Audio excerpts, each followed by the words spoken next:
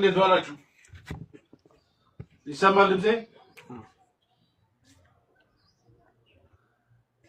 ይሰማል አይደል አህመድ? ይሰማል። የስዩም እሺ፣ ከተሰማ ያው ዛሬ የተገናኘ ነው። ያው እንደምታውቁት ቅዳሜ በጣም የቅዳሜውን ቀን የፈለግንበት ዋና ምክንያት ምንድነው? ብዙ ሰው እንድናገኝ ስራ በሌለበት ሰዓት እንዲሆን ነው።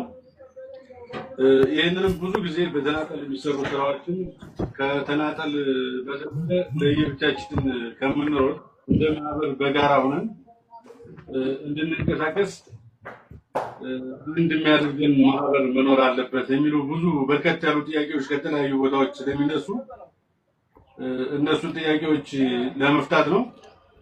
ያው ርዕሳችንን አድርገን የተነሳ ነው ከልብ የመነጨ የበጎ አድራጎት ውይይት ለተሻለ ነገ ብለን ነው ዛሬ በማሙሽ ቤት ገብተን እንድንወያይ እንትን ያልነው።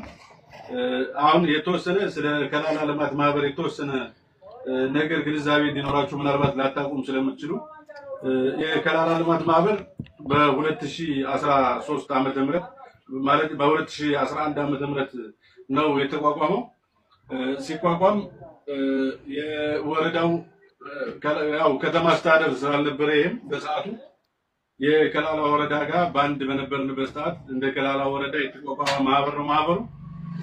ማህበሩ የሚሰራው ለሁሉም የወረዳው አካባቢዎች ከተማ አስተዳደሩ ጨምሮ ወረዳውን አጠቃላይ ወረዳውን አካሉ የሚሰራ ነውና ስያሜውም የተሰጠው የከላላ ልማትና በጎ አድራጎት ማህበር ተብሎ ስያሜ የተሰጠው ሁላችንም ሁሉም አካባቢ ላይ 40 ቀበሌዎች አሉ እስከ ከተማዎቹ 40ውንም ቀበሌ ወክሎ እንዲሰራ ነውና የተቋቋመው ዋና ዓላማ።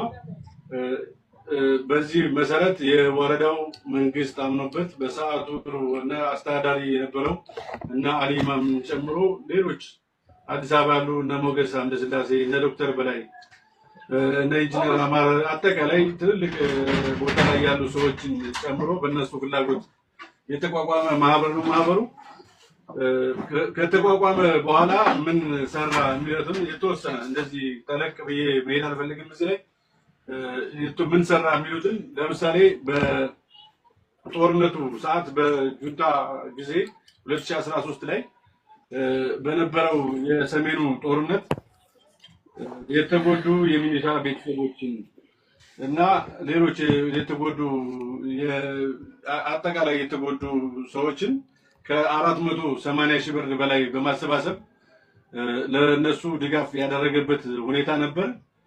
እሱም በትልቅ ፕሮግራም የተካሄደ ነው።